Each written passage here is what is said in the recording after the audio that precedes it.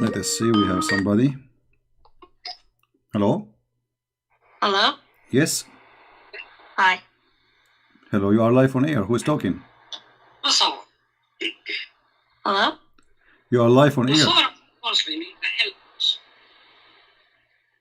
Mute YouTube, please. Okay.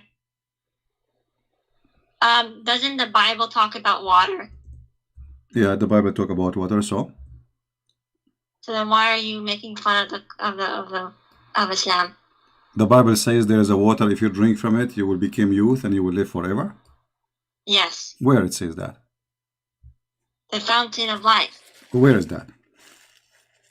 In the Bible. Where? Jesus talks about it. Where? Show me the verse. YouTube, please. Jesus talks about it. My friend, don't tell me Jesus talk about it. Just tell me where. I am ignorant. I want to learn from you. Where in the Bible it says there is a fountain of water. You drink from it, you become young, and you live forever.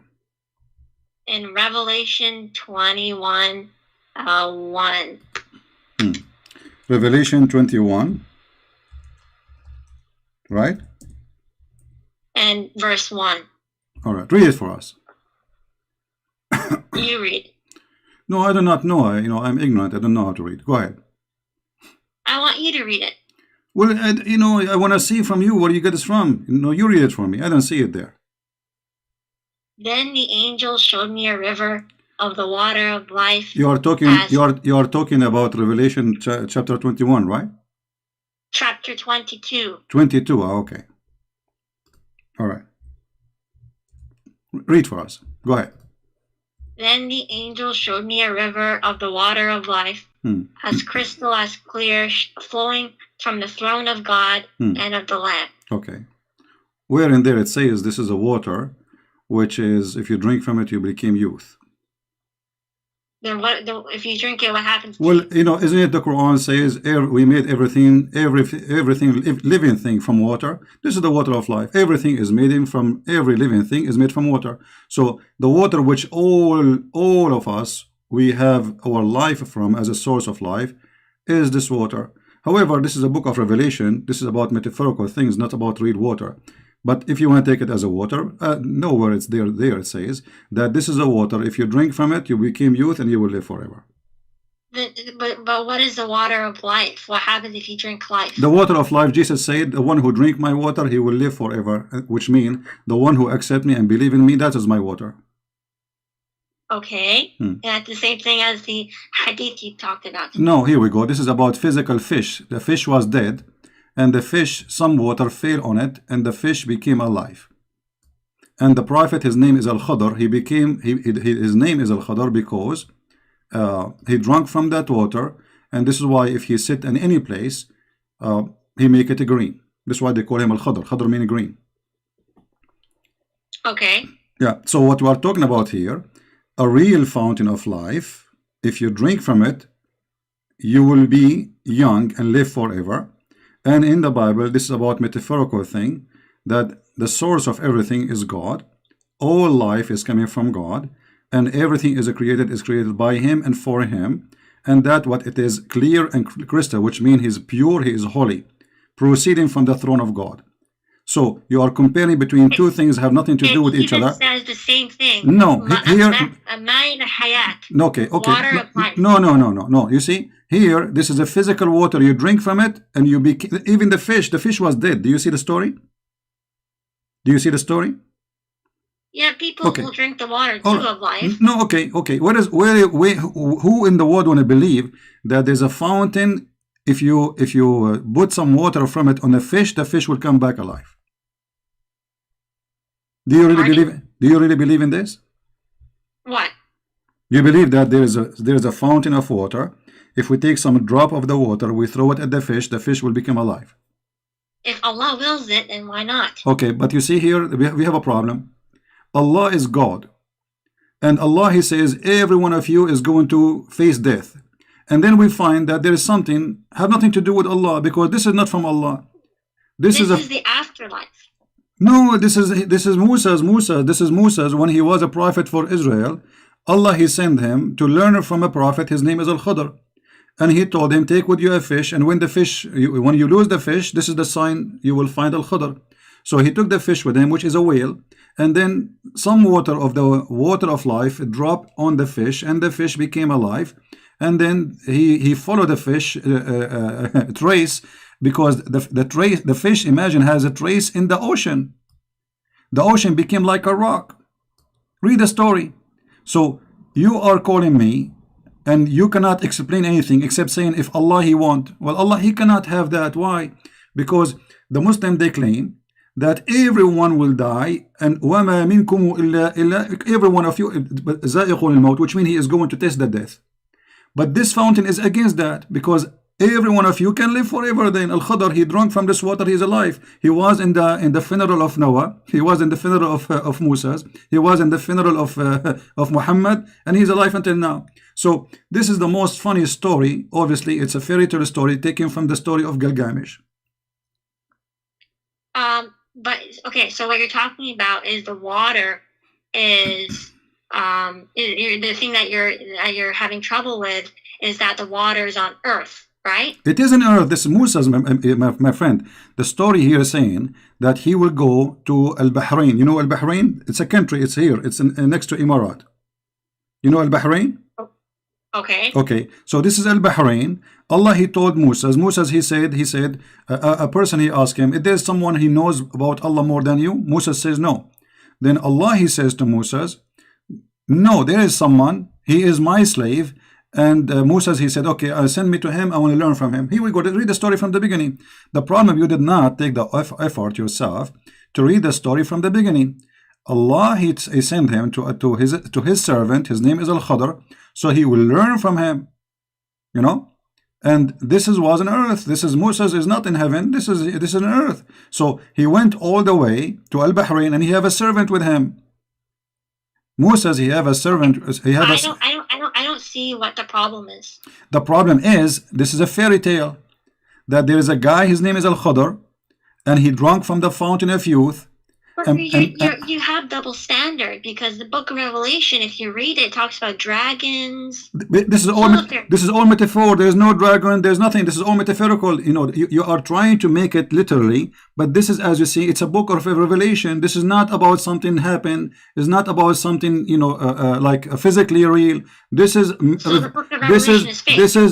no, you are the fake. The book of Revelation about God in a metaphorical way. Everything there is a metaphorical.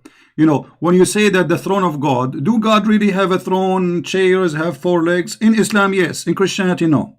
So for us, the throne of God present the authority. For you, the throne of God is carried by eight mountain goats. Literally.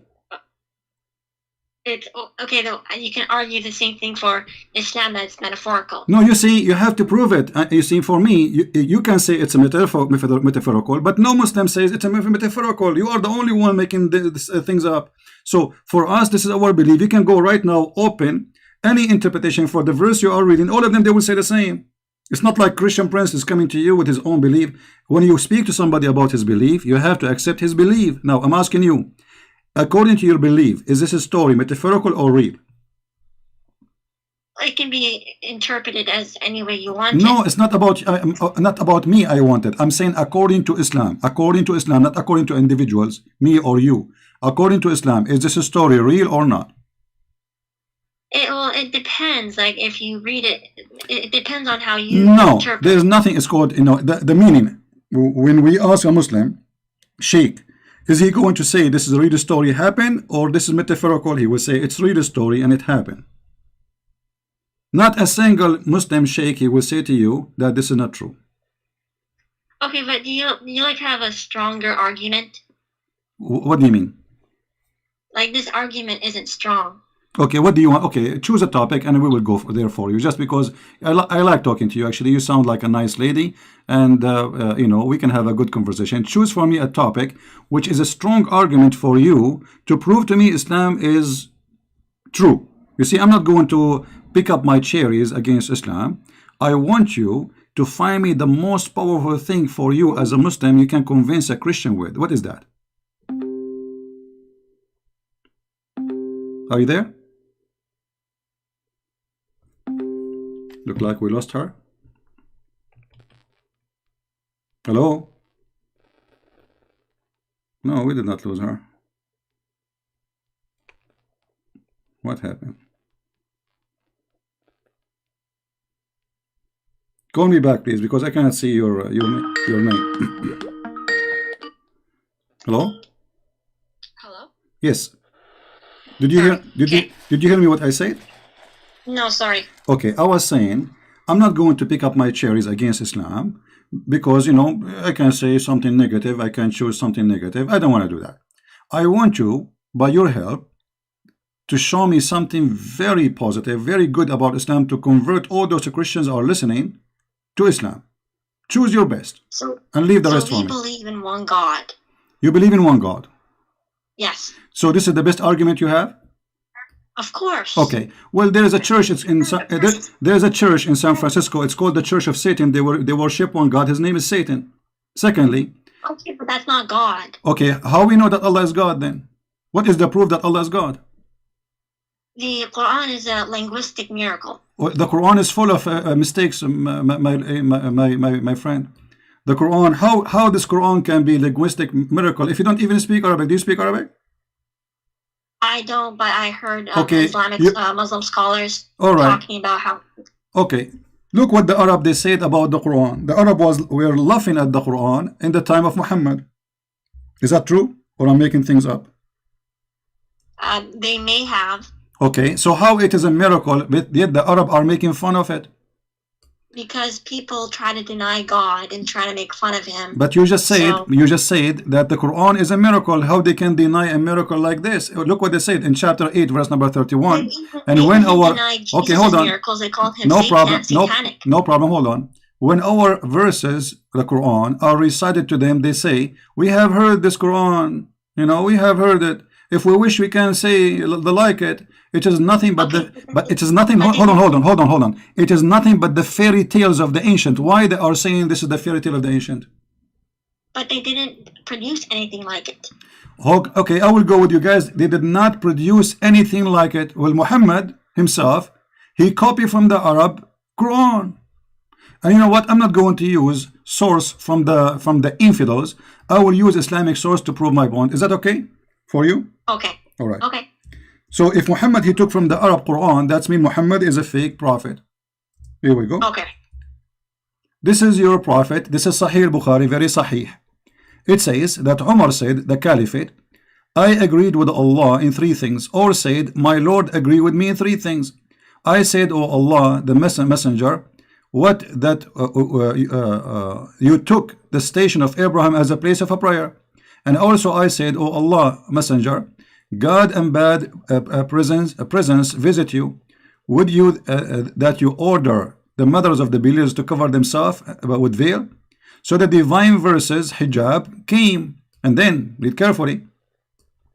And then he continues saying, the divine verses about hijab revealed. I came to know the prophet and had blamed some of his wives. So I entered upon them and I said, would you either stop troubling the prophet or else Allah will give his apostle better wife than you?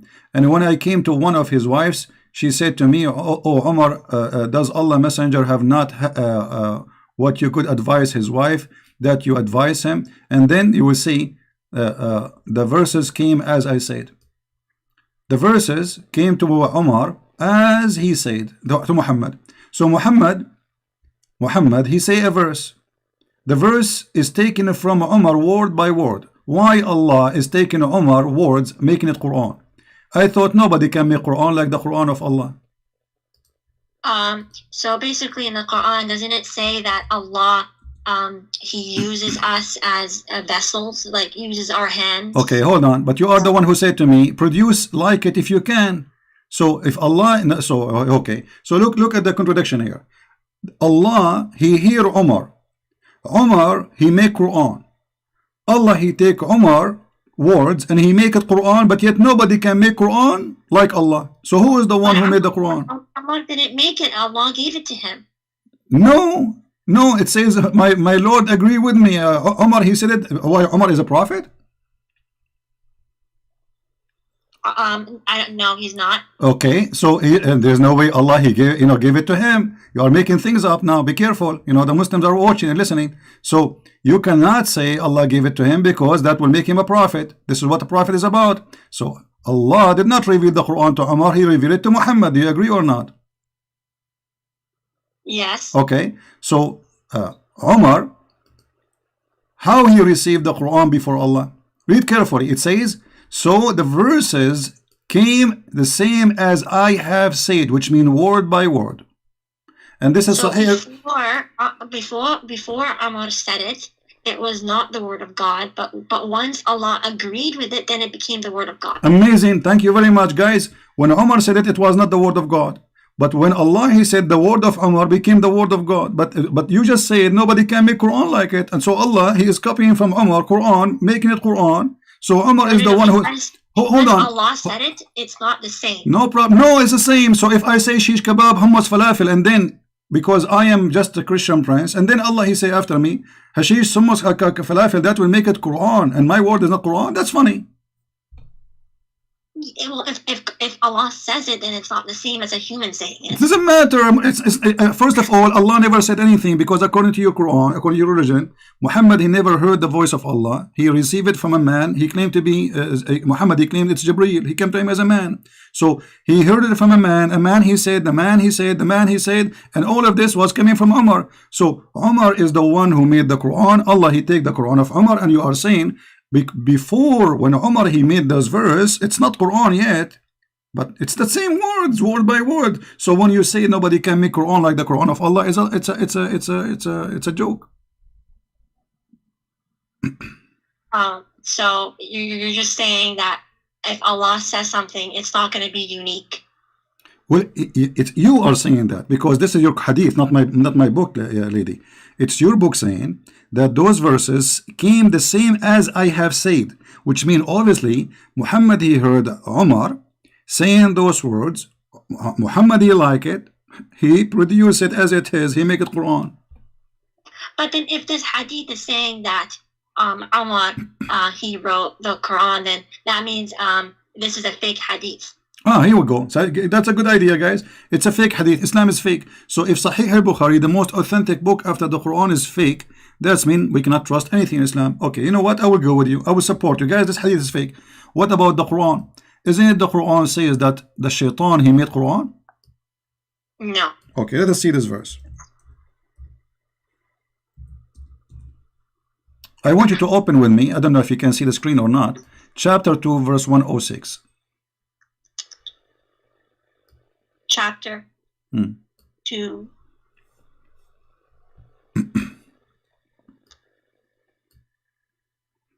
Verse 106. It says, Okay. whatever verses or revelation we do abrogate or cause to be forgotten. Who is the one causing the Quran to be forgotten?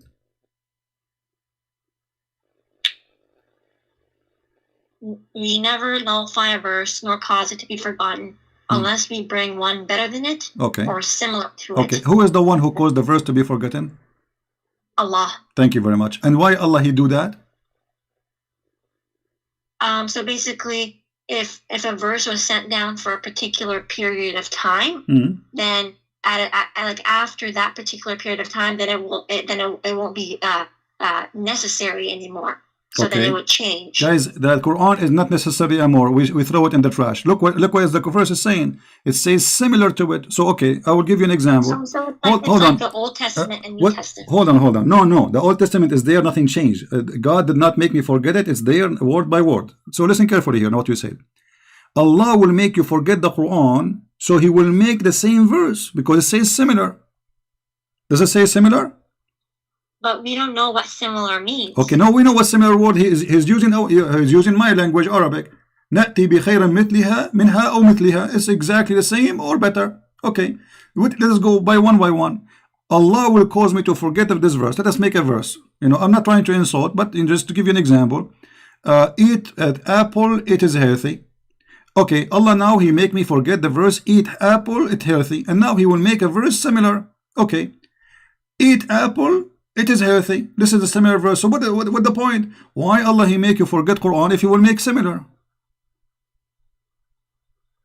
it's for like if one verse is abrogated, then he'll bring another verse that's similar. How it's abrogated, in a different lady? Is he says two options. Look, listen carefully. You know, abrogated or caused to be forgotten.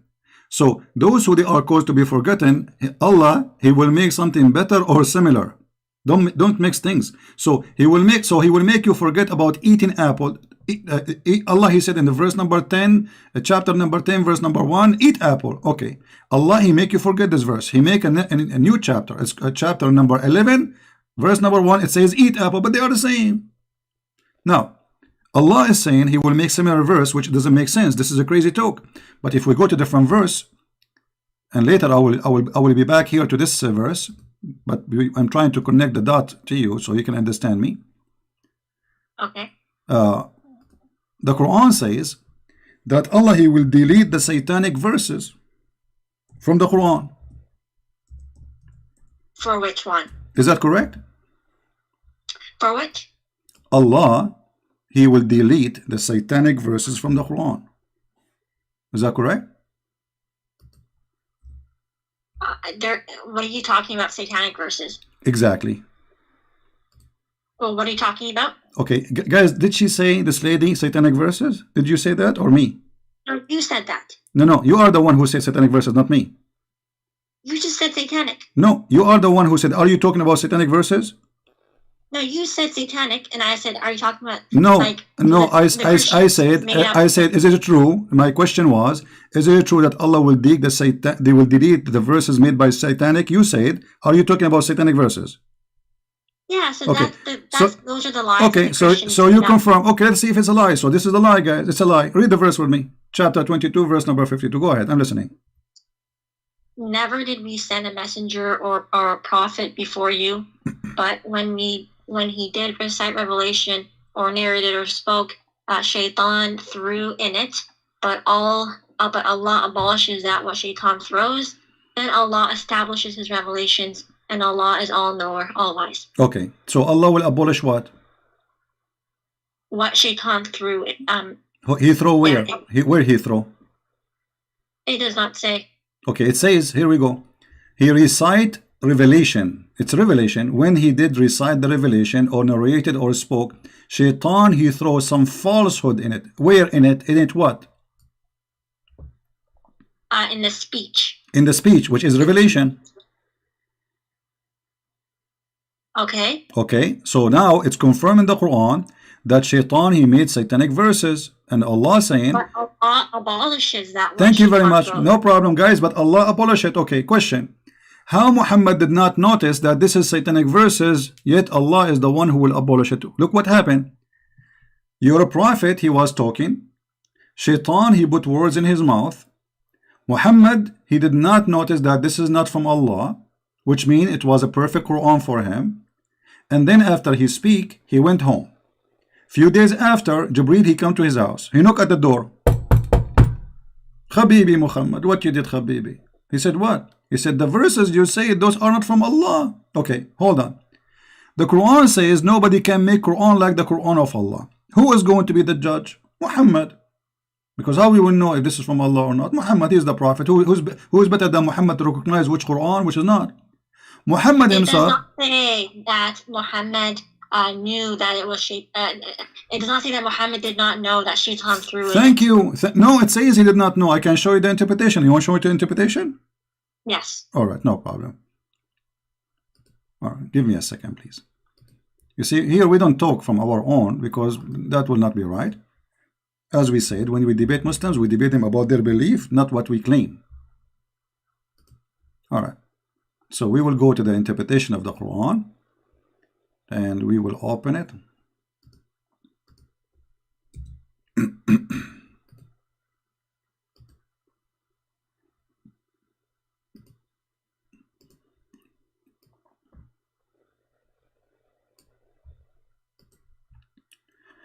I will put for you in front of you the official government website of the Kingdom of Saudi Arabia. This is official.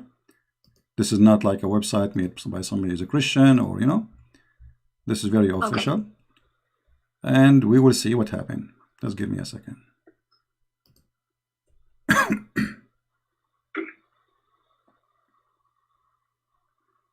Let us hope that this website will open, will work, because usually sometimes it doesn't work. It take.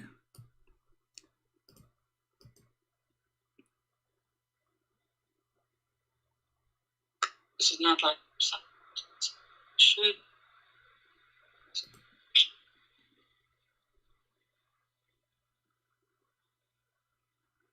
I wish you speak Arabic, because I can show you all the interpretation in Arabic and you will die laughing. But anyway, we have to find it in English.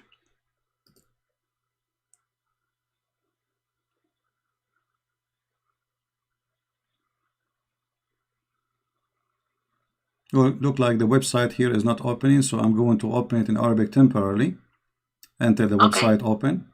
All right. Okay. I will do it in an easy way, you know. I will search in front of you in Google. Search. But I don't think that that's the only interpretation for this. No, I will show you any interpretation you like. Anyone, all of them. Actually, here we go. This website have all interpretation in one page. All right. But I don't think any scholar would say this is the definitive interpretation for this verse. Well, we will see. I mean, well, no. What do you mean any scholar says? So are you saying you Muslims, every one of you make up his own mind about what he like? What, you know, he make up a religion? Do you have a religion or you have opinion? Well, yeah, there are different opinions, right? No. So you don't have a religion. It's called Islam. You have opinion about religion called Islam. Well, we follow what the like the scholars they study. Okay. And they. Let us read together. Here we go. Finally, the website open, so we can read. Would you please read for me the screen? I put it for you on the screen. Oh, it's in Arabic. No, now it's in English. I just moved. It's going to take maybe a second for you to see it.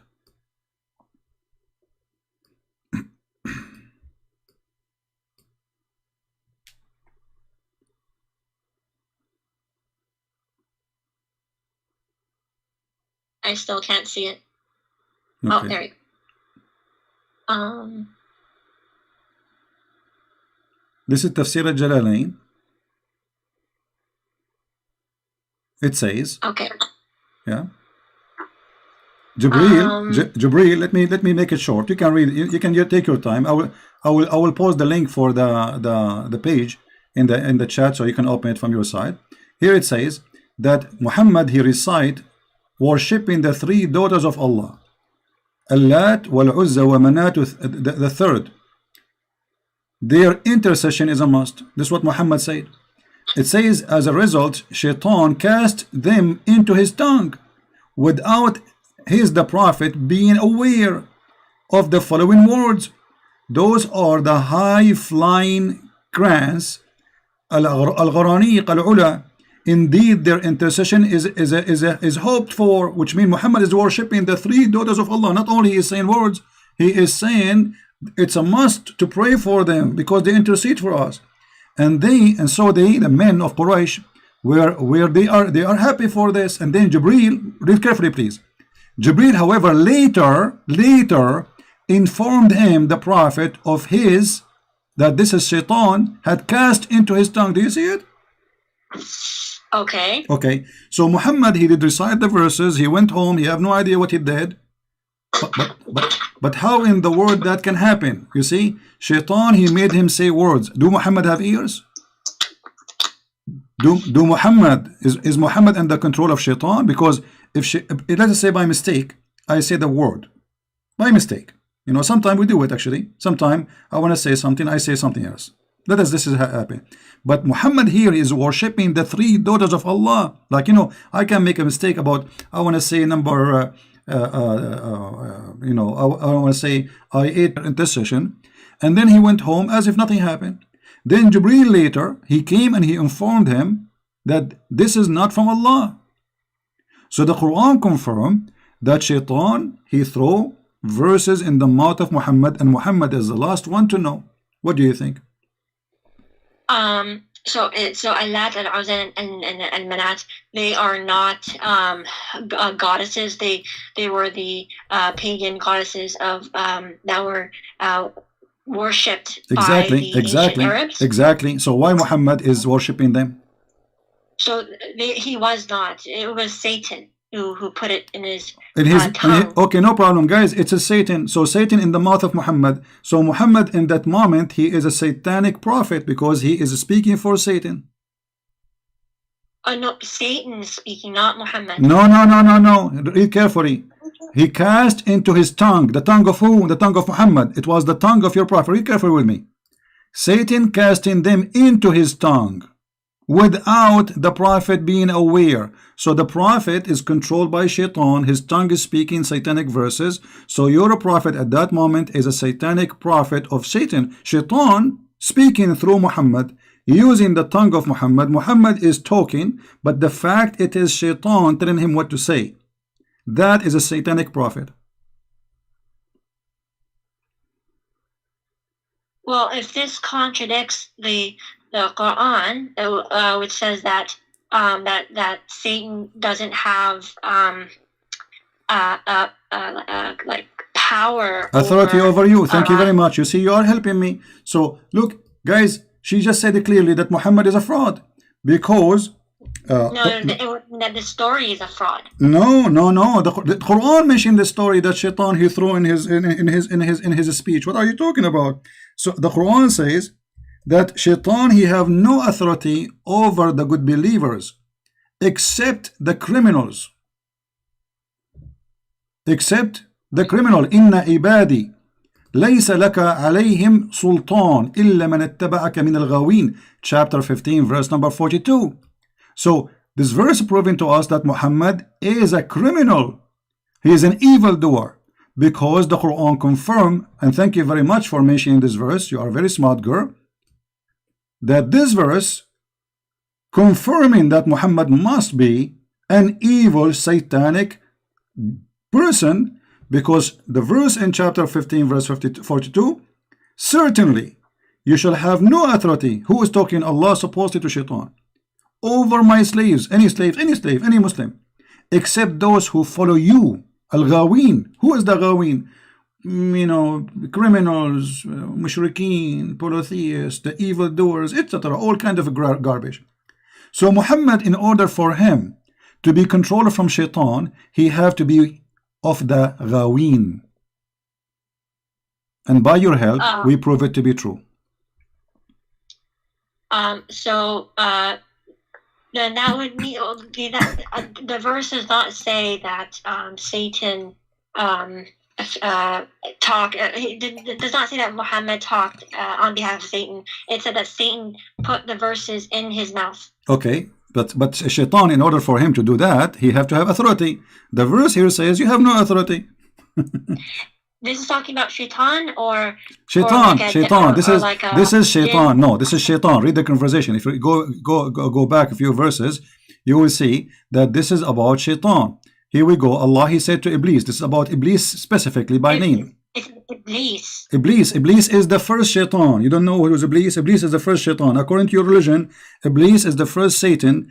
And when he came to the earth, Allah, he gave him a penis, and excuse my language, he gave him private part of a male in the right leg, and a private private part of a female in the left leg. So when he shake this with this, he enter this into that, and then he lay 10 eggs. And I can show you the interpretation. So first Shaitan is this Shaitan. This is the father of all Shaitan in the world, so according to Islam. So this is Shaitan. Allah saying to him, you have no authority. This is the highest authority of all. The rest are his babies, are like his soldiers. This is the king of all Satans. The rest are his babies. You have no authority. And if the king have no authority, that means the one who follow, they have no authority too. I mean, they are lower. So this is the king of all evil, Satan himself, Iblis. He have no authority over my slaves. How this has happened to Muhammad?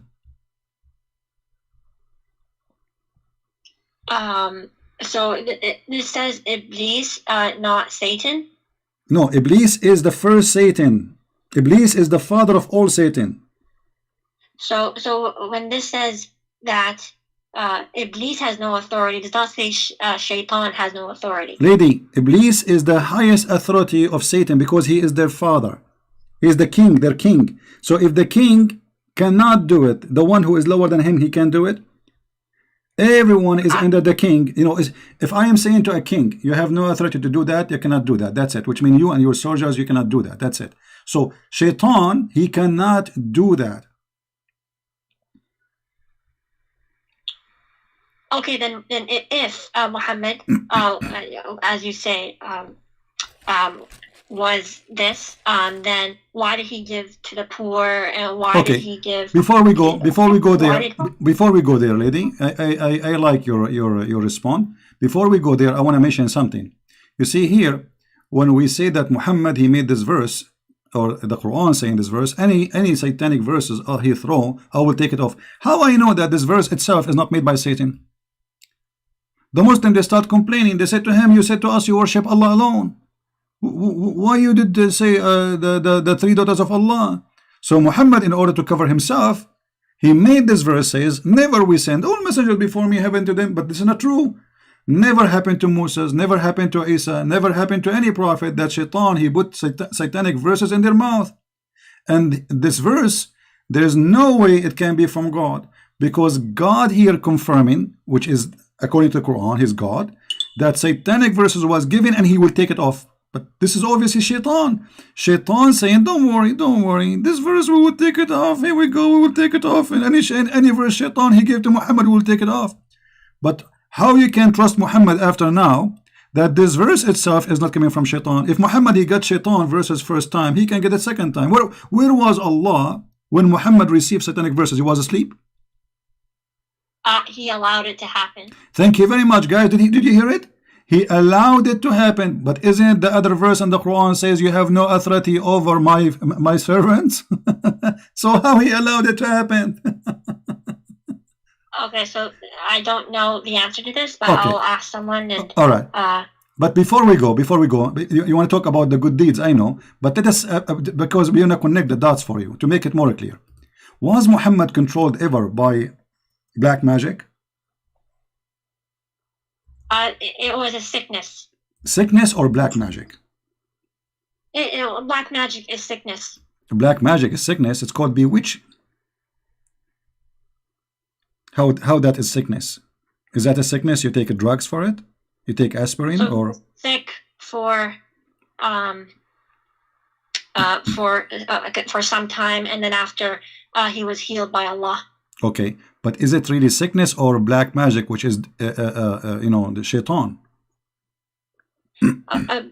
Black magic is from humans. They perform the black magic. No. You see, the black magic, the first one who taught black magic, Allah, he opened a Harry Potter school in the Babylon Tower. Is that correct? It was with the two angels. Yes, the two angels, and then the two angels they taught the shayateen too. Read the verse, chapter 2, verse 102. Allah, he sent two angels, Harut and Marut, and they opened Harry Potter school in the Babylon Tower next to Saddam Hussein house, and then they teach magic, and then this is in the Babylon, and then Shaitan, he used those magic to harm people. You see, they followed that. It did not say that the Shaitan. Read it. Okay, let's read. Shaitan was teaching men. No problem. It says they followed what the Shaitan, the devils, gave them falsely of the magic. Do you see that shit on the screen? This is your Quran. This is your Islamic translation. The men did it, not Shaitan. Listen. Does it say there? They followed what the Shaitan, the devil, gave out falsely of the magic. Does it say that? Yes. Okay, yes, thank you. The men did it, not the Shaitan. Okay, the man did it. The man did it. The man did it. Okay, but the man did it. Did what? Do black magic. Okay, what is a black magic? It's like evil power. Evil power. We go back to zero. You are the one who mentioned to me that Allah, he said to his servant that you have. It's the same black magic in the Bible where the Pharaoh turned the stick into snake. No, you see, this is not a black magic. We don't believe in black magic. In the Bible, is speaking about that the magic of Moshe, overcome the magic of the Pharaoh, which mean for them they thought that this is a magic. For us, this is a miracle of God. This is not a magic. We don't believe magic is a lie. So here, you Muslims believe in a magic. And the one who taught the first school is Allah. Why Allah is teaching magic? Do you know? It's to test mankind. Thank you very much. Allah is testing Muhammad?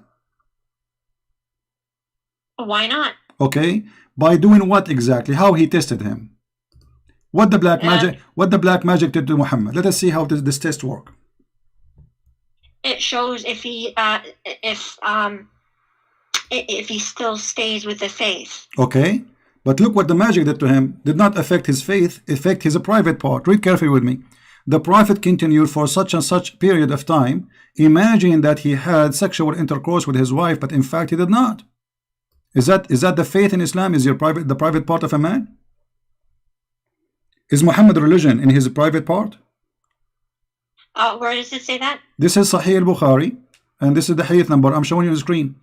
The prophet continued for such and such a period of time, imagining that he had slept between two brackets, has sexual relation with his wives, and in fact he did not. Why Allah doing that to the Muhammad private part? What does have to do with the trial of a religion? The guy still he is a prophet, and now he imagined himself doing things, so he lost his mind. And this is Sahih al-Bukhari, hadith number 6063. And this is not only for sex, for everything. So look what you are saying to me. Allah he allowed this to happen. Allah he sent two angels to open a school to teach black magic, and black magic will be affected the prophet, and the prophet will start imagining that he had done a thing, but in fact he did not. Which means the prophet he lost his mind. And now we need to ask ourselves, if the prophet he imagined things, how we can trust that he saw angel, he heard the angel talked to him? The guy he lost his mind. He's a crazy.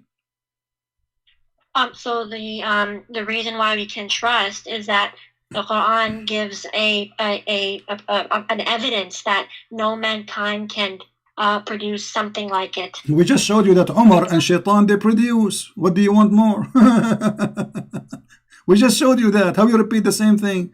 I just showed you that Umar, Muhammad copied from Umar many verses in the Quran, and here we go. Shaitan he is making Quran, and Muhammad the last one to notice. And the verse about Allah will delete the satanic verses, maybe this one too is from Shaitan to make us relax and will not go over it. And here now we find that Muhammad is a crazy man. He lost his mind. Listen, if I say to you, lady, I do not know your name. I want to speak to you really with respect, but I want you to listen to me carefully. If I say to you, let's say you are a doctor, and I am a person coming to you. I say, okay, my name is a Christian. I imagine myself seeing somebody talking to me. What you will say to me? Be honest. I imagine, and it's true. I imagine. It's not true, which means it's not. I don't see anyone really. I'm imagining. What do you think? What do you say to me? What is your opinion as a doctor, as somebody educated, smart, and I need your help? I imagine myself speaking to people, or even make a relationship with my wife, but in fact it did not happen. What you will say to me? What happened to me?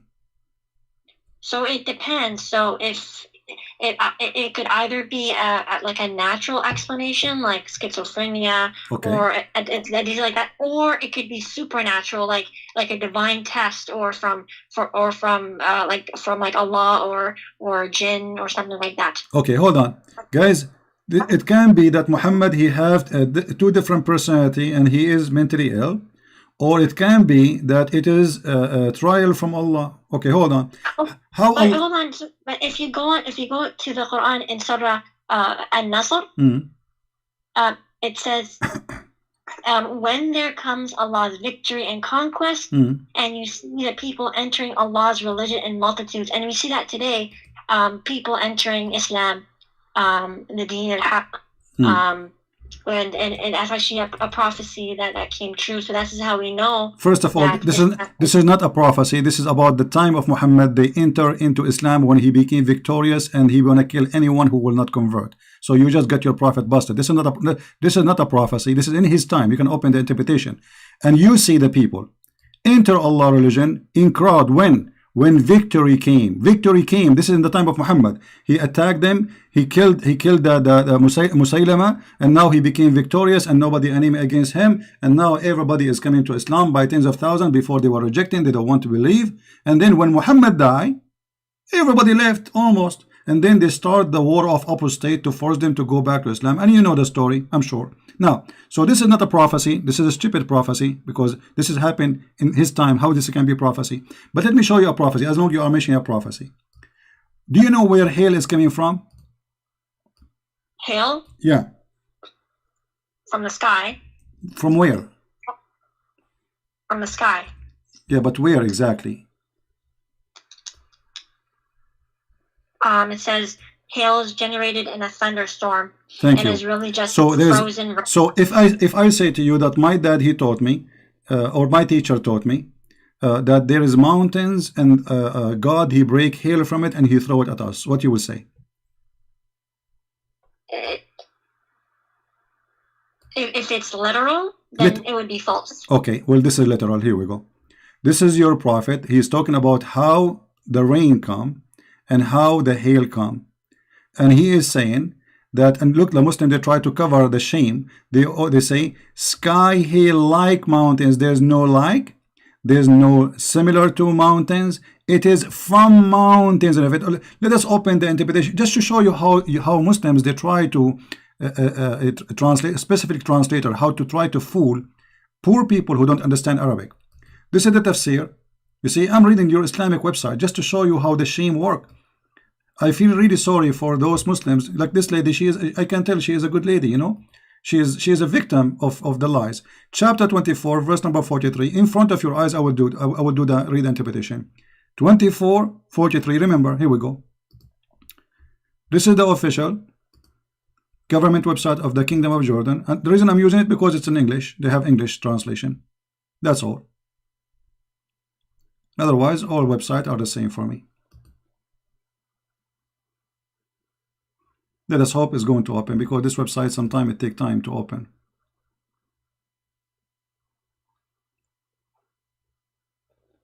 We can open Ibn Kathir if this one doesn't work. Let me go to Ibn Kathir, hold on, because this one taking forever.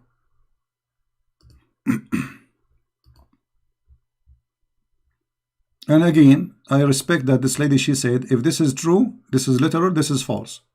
This cannot be from God. I respect that on you. And I hope that you will stand with your words, and I believe you will do. Because there is no way God will say such a silly thing. I agree with you. All right.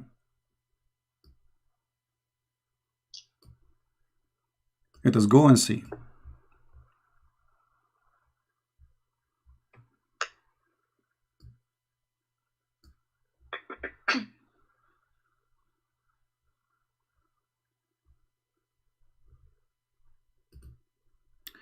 All right. Look like this website start working again, so we will use it. Thank God.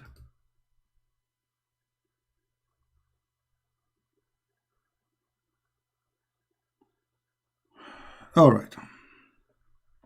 I want you to read with me, please. Here we go. This is Tafsir al-Jalalain in front of your eyes. Haven't you seen God, blah, blah, blah. And then he says, and he sent down from heaven out of the mountains min jibalin. Min is extra, that is therein, in heaven, fiha, substitute for min, etc. I know, try to explain Arabic. From the heaven, with repetition of genitive preparation, hail, and he sent down, and he submit to those who he don't like. Okay, so Allah, he sent hail from mountains in heaven. Let us see different interpretation. Maybe this one is not clear for you.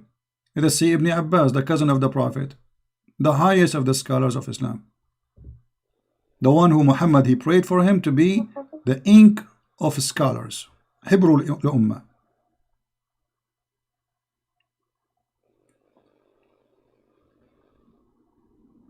Allah, he sent hail from mountains in heaven. He break hail and he sent it on us. This website is taking forever to open, as usual.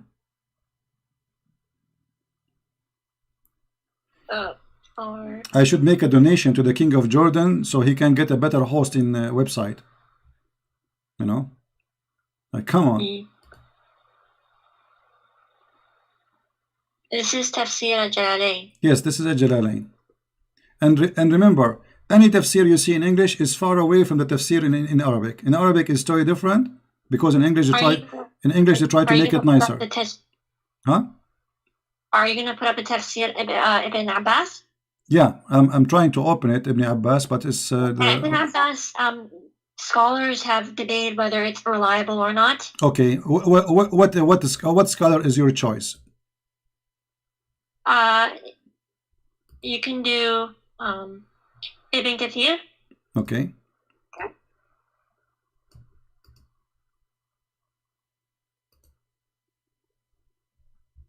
Here we go. This page here have all the interpretation. Let us see. This is Ibn Kathir.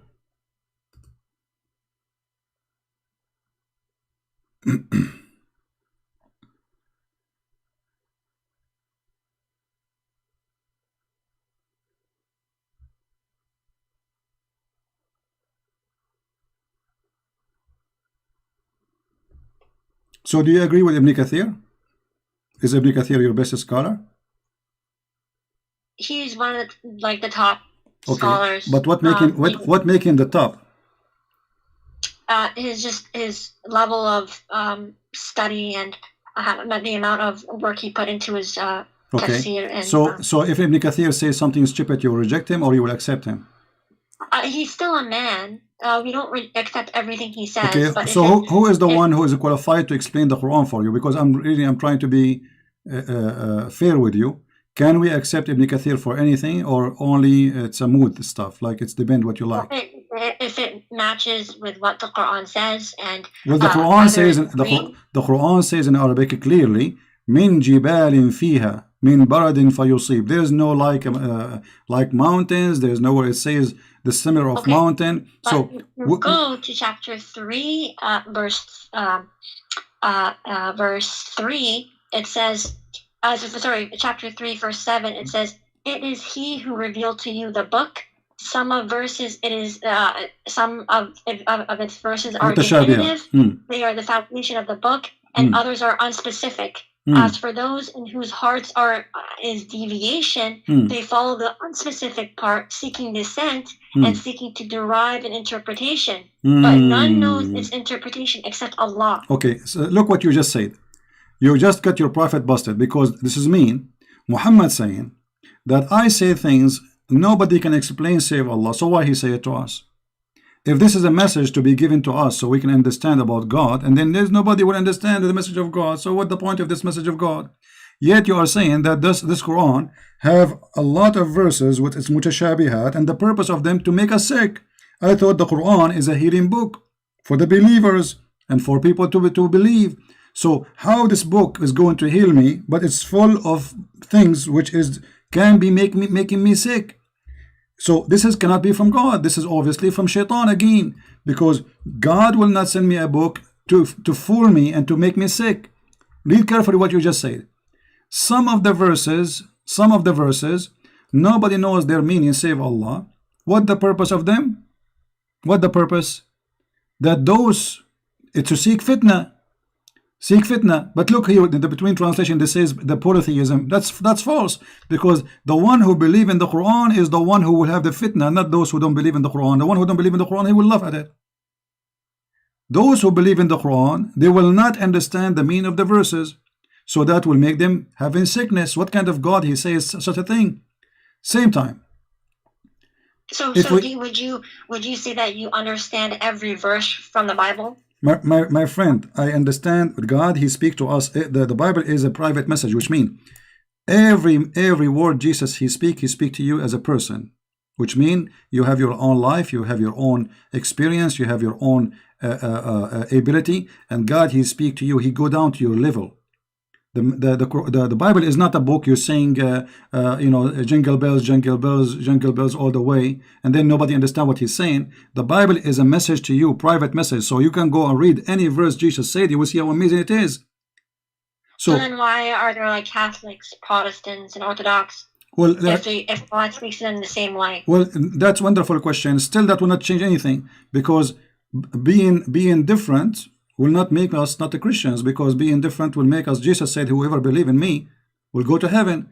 But the Quran, your prophet said that my nation will be 73 sect and only one of them will go to heaven, which means 71 sect is the Jews, 72 sect is the Christians, 73 sect is the Muslims. and only one will go to heaven, and this is Sahih Hadith as you see in the screen. So the most divided belief according to your prophet, not to me, is Islam. So if your argument why there is a Catholic and Protestant, still Christianity doesn't make any difference. Whoever believe in me and I will live. In Islam, no. There's 73 sects. Only one will go to heaven. Which one? Is the minority.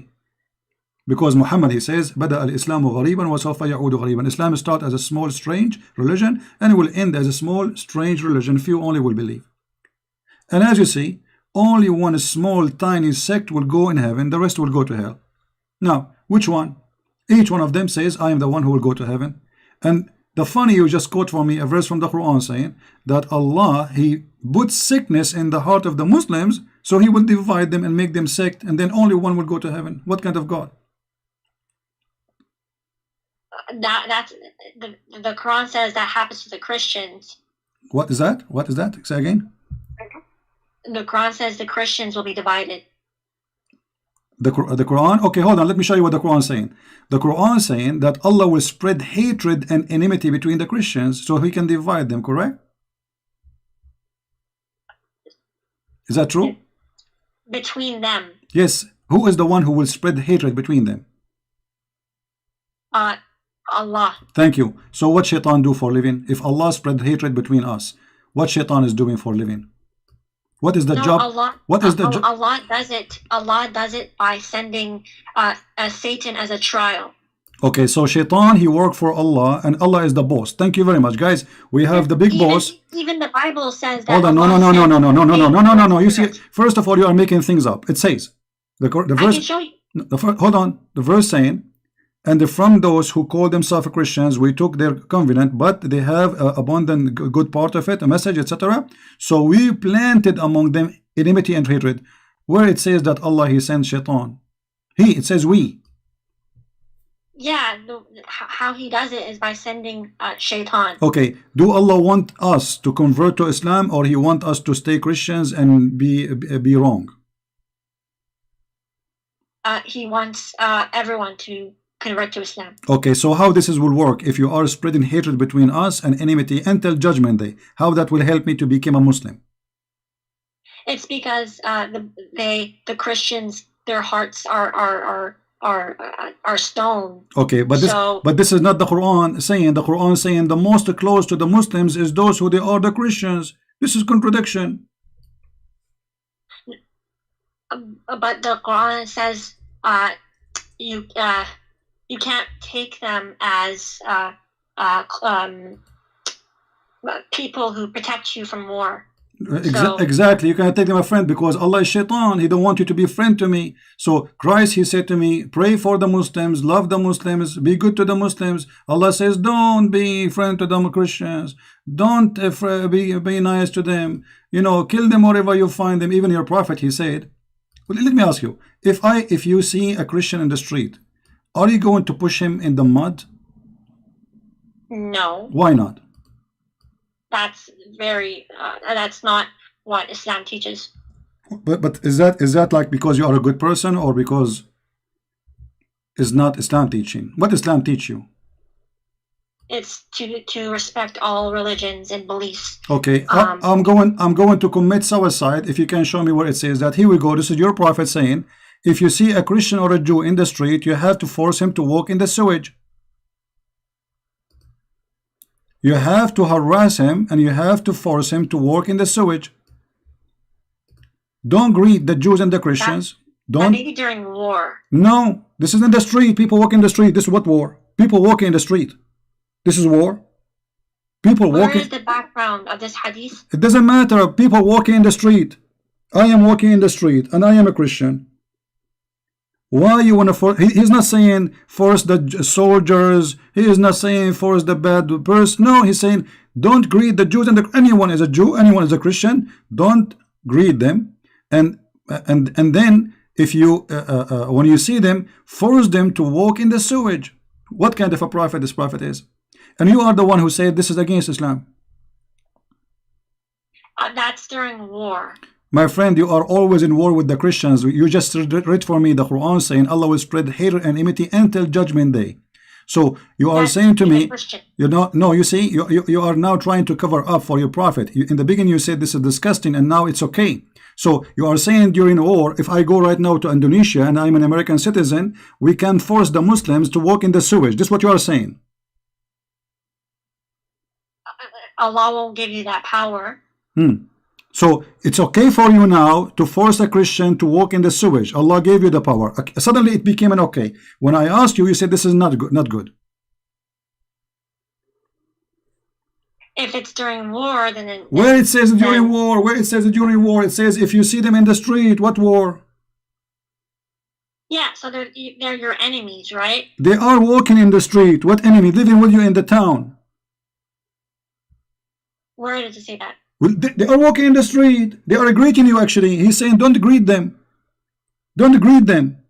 Somebody in war, he will greet you, say to you, shalom. Don't you see? Don't you read? Do you know how to read? Don't greet them. Don't say peace to them. What is war? Okay, I'll ask someone about this hadith. What he will say to you? He will say to you, yeah, sister, you know, those Christians, we should humiliate them. Isn't it the Quran in chapter 9, verse 29 says that you have a duty to humiliate the Christians? During war. Okay, after you enter my city, let us say the Muslim came to my city, they surrounded the city, they said surrender to our army. After you enter the city, still you are going to force me to walk in the sewage or no? If we're still in war, then maybe. You just took my city, still in war. There's civilian inside. There's no soldiers. If you're trying to attack me or lady, no Christian attack your prophet. He is the one who came to their cities, occupied them. Look how false you Muslims are. So you are saying to me, you come to my town, you attack my town, you take my town, and then you force me in the sewage, and you say this is okay.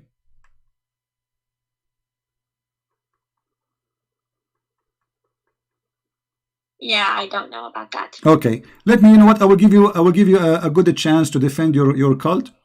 You said to me the Quran prove. Until now, you gave me nothing proving the Quran to be from God. We showed you that Umar making Quran, Shaitan making Quran, and Muhammad, he have no idea what they are saying. And even you gave me a clear proof that the Quran full of verses nobody knows what they mean because Muhammad obviously is a thief.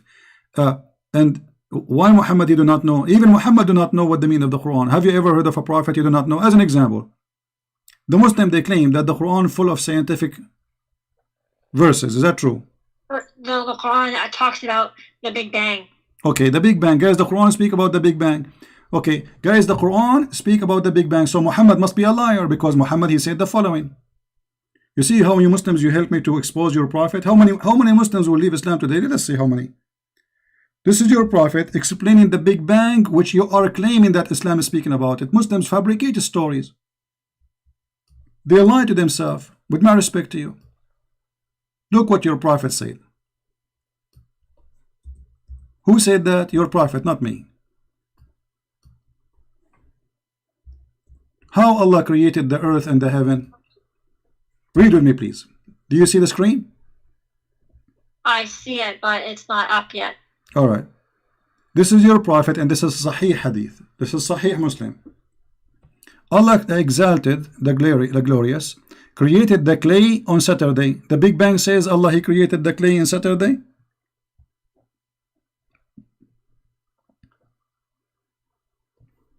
Is that what the Big Bang says? So the Big Bang is basically like a expansion of matter. No, and no. The Big Bang. No, the Big Bang is nothing. There's no matter was exist, and there's explosion happen, and everything exists in the same time. No. Hold on. According to you, okay, listen. So according to the Big Bang, is the first thing became exist is the clay in Saturday? Yes or no? It may have. So Big Bang, guys, the Big Bang theory believe in Saturday. So the first day was Saturday, and the first thing was created. The Big Bang is a clay. Okay, second day, Allah created the mountains. Third day on Sunday, and then Allah, he created the trees on Monday. and then he created the entire labor in Tuesday, and he created the light in Wednesday. This is what the Big Bang saying? The Big Bang isn't complete yet, so scientists are still studying about it. So they will discover there's a Saturday and Sunday and the light in Wednesday and etc. later, right? Yes. Oh, okay, exactly. That's very smart of you. But let me ask you, how many days took Allah to create the earth and the heaven? 6 days. 6 days. I'm not entirely sure. Yeah, the Quran says 6 days exactly. So how many days here in the Hadith? How your prophet he say what he just said?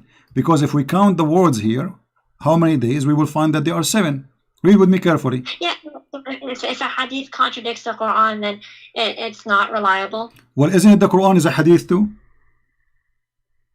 The hadith in the Quran, the word hadith is not talking about the hadith of Muhammad sallallahu alaihi wasallam. No, it is. It's basically. No, it is about Muhammad. It's the one who said that is Muhammad. Yes, but the word hadith came before the Sunnah, like when it was compiled.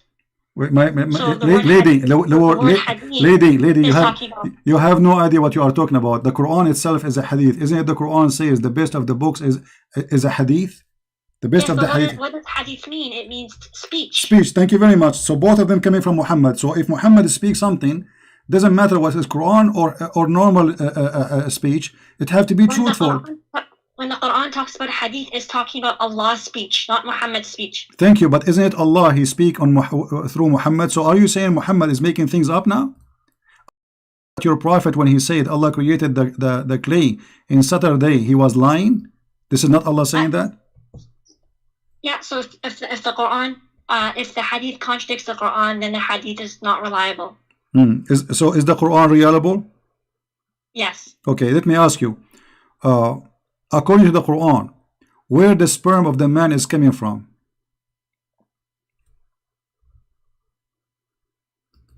I'm not sure. What do you think, according to science? I'm not a doctor to say, sorry. But you've been in school before, no? I have, but I'm not a professional. Aren't you a lady, adult? I am. Okay, so now maybe I don't know if you are married or not. So you never heard where the sperm of the man coming from? Well, I have an idea, but I'm not sure. Okay, what is the idea? What is the idea you have? Doctor. We are talking about science now. There is no shame. So where is the sperm is coming from? Well, firstly, sorry, what? Where is the sperm of the man coming from, and what the sperm will be? The sperm comes from the male genitalia. Okay, is it coming from the testicles of the man? And around it? I'm not a doctor, so okay. I wouldn't know. According to the Quran, the sperm of the man is coming from the back. As I'm aware of, no. Okay, so how the Quran says women have a sperm coming from their chest location? That may be talking about breast milk. Breast not? What breast what? Breast milk. So now the milk became a sperm?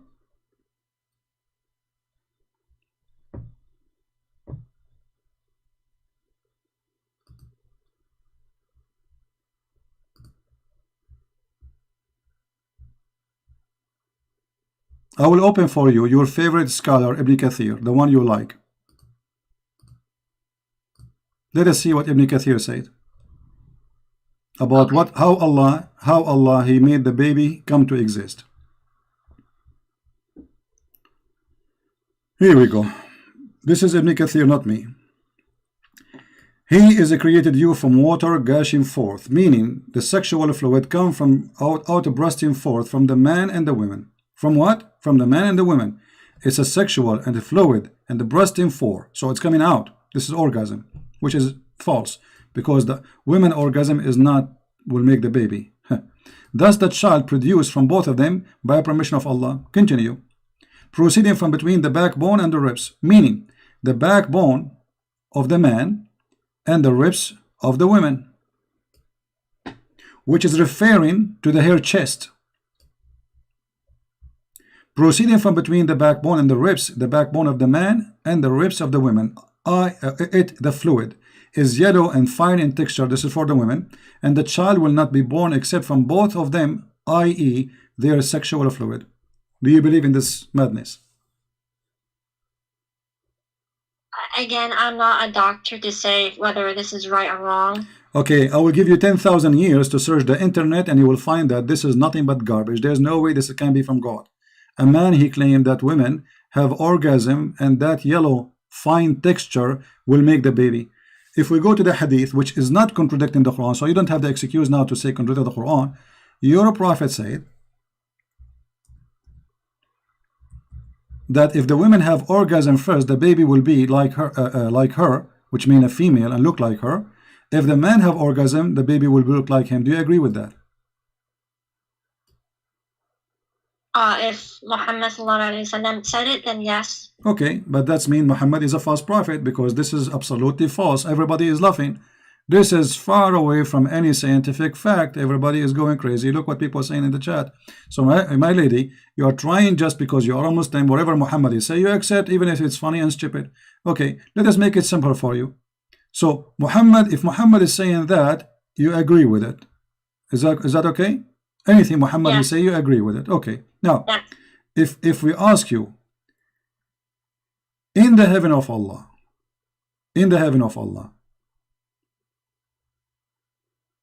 what Allah will give you as a woman? I am anything we desire, we will obtain in Jannah. Okay. Is that including if a woman she like to have sexual relationship with a woman? So the Jannah of Allah is pure. So if people desire these things, then Allah subhanahu wa ta'ala will not allow them to enter Jannah. How you just told me anything you desire. You just told me anything you desire, and now you are saying to me if you desire something Allah don't agree with, He will not give it to you. So it was a fraud promise. No, if you desire something good, then Allah will give it to you. Only if it's good. Okay, like what? Look what your prophet is saying. This is Jami' al-Tirmidhi. Your prophet saying, indeed, in paradise there is a market in which there is no buying nor selling except for images of men and women. This is the first Playboy magazine in the space. So whenever a man desire an image, he enter it. You're a prophet promising men, not you. A Playboy magazine have images of men and women. Is this hadith sahih or? All the hadith which is embarrassing are not sahih, I guarantee you. I just showed you a hadith is sahih, you said you rejected a second ago. You forgot? Not everything from Sahih Bukhari is hadith. Here we go, sahih. guys. You know, is this hadith is sahih? I just showed you a hadith is sahih, you didn't accept it. Yes, because it contradicted the Quran. So how it is sahih but it's contradict the Quran? Because sahih means authentic. No, not everything in Sahih Bukhari is sahih. Lady, it is authentic. Authentic mean what? It's mean it is checked and it passed and it is the prophet who said that. So how it can be authentic? The prophet said it and yet you don't accept it.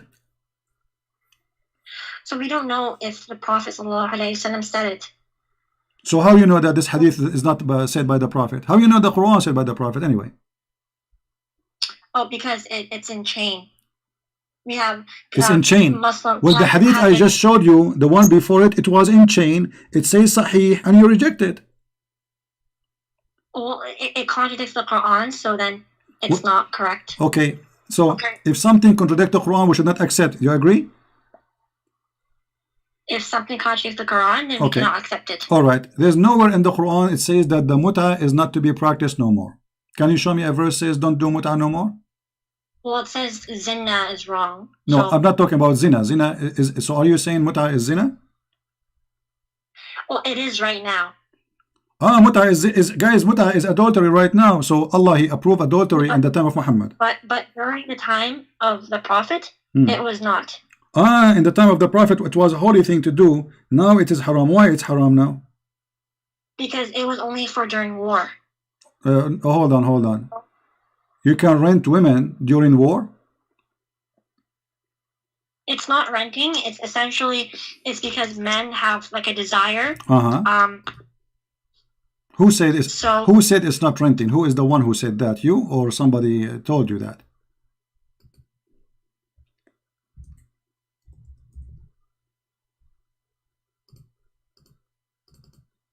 I'm not. I have to. Okay, here we go. This is your Islamic website. This is alislam.org. Read with me in the screen, please. This is your Islamic, website written by your leaders. Explain to us al-muta, the pillars of muta. It says here that muta is a kind of rental. It is kind of what? Rental. In defining rental, read carefully with me. This is not me talking. This is you, Muslims, talking about the muta. Let us see how Muslims they rent muta, rent women. Allah, He is allowing Muslim to rent women. Muslim women are rented by Muslim men legally, and she is saying it's okay at that time of Muhammad. It says, in some work, special term is applied to women who participate in muta. Musta'ajara, which means rented. Rented women. Muta is considered as a kind of rental because, in general, a man's basic aim is kind of marriage is sexual enjoyment. So you are saying to me that your prophet, he was in war, he allowed Muslim women to rent themselves to men to have boom boom with them, and that is okay.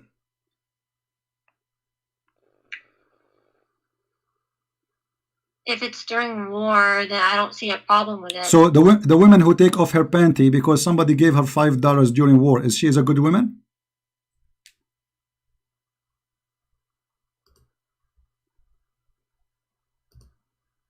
I do not know. I have to okay. ask. You see, I will go with your answer, which is I find it very silly. Muslims now in war everywhere. There is war in Iraq, there's war in Libya, there's war everywhere. Can Muslim men rent Muslim women? No, it was only during the time of the Prophet. But you just say this is because of war. So war is exist, nothing changed. So why in the time of the Prophet was okay and now it's not okay? If this is the reason, the war, well, they are in war. There's war in Iraq, there's war in Syria, there's war in Yemen, there's war in Egypt, there's war everywhere. So I can rent women or I cannot. I'm not really sure, so I can probably ask someone, and then I can tell you what they told me. Okay, let me ask you. The Shia, they still practice muta. Why? And the Muslim Sunni, they are not practicing muta. Why? The Shia don't accept the hadith that. Okay, but you are the one, hold on, but you are the one who said to me, if the hadith contradict the Quran, we will not accept. The muta is a verse in the Quran. The hadith says that the Prophet, he forbid the muta. So how you see, look what you did to yourself. How you a second ago, you rejected the hadith because you said it's contradict the Quran, I don't accept it. But yet you accept the hadith about the muta, which contradict the Quran. The Shia says that zina is wrong. Okay, hold on. There's nowhere in the Quran says muta is zina. The Quran says you can rent women and you can pay them money for enjoying it, which means their private part. So you are the one shooting yourself in the foot. You said if a hadith contradict the Quran, you reject the hadith. Look what happened now. You are rejecting the Quran because of a hadith.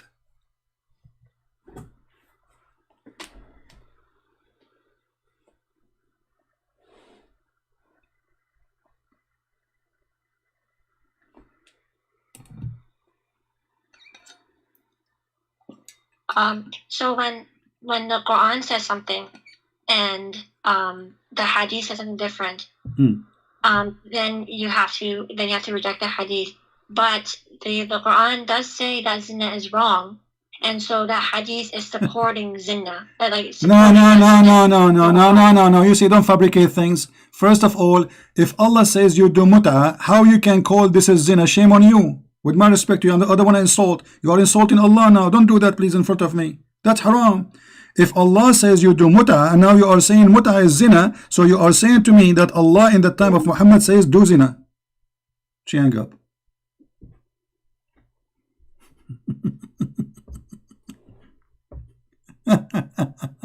Call me back. Do you see how they play games? We don't debate Muslims. You know, we have to. They play games. It's like a cat and a mice. You know, you have to go in the corner, try to hold them from their tail. No honesty. When they want, they reject. When they want, they accept. But the most amazing thing, when they try to defend, they shoot their prophet. Not only in his foot, they shot him in private places. She just agreed that muta is a zina. So Allah in the Quran approve and encourage zina. Did you hear it? Fantastic. But you know, I respect this lady. She is way more brave than those potatoes who call themselves, they're growing beard. Look, you see, I spoke to her kindly. I go down to her level with her education. And still I respect her because she is more brave than all those men who claim to be men. Is that right? She is a woman. She is better than those sheikhs who have long beard. They don't dare to call me. Look, I spoke to her nicely. I didn't say anything. And I go down to her level. I'm going with her wherever she go. As if I'm talking to a child.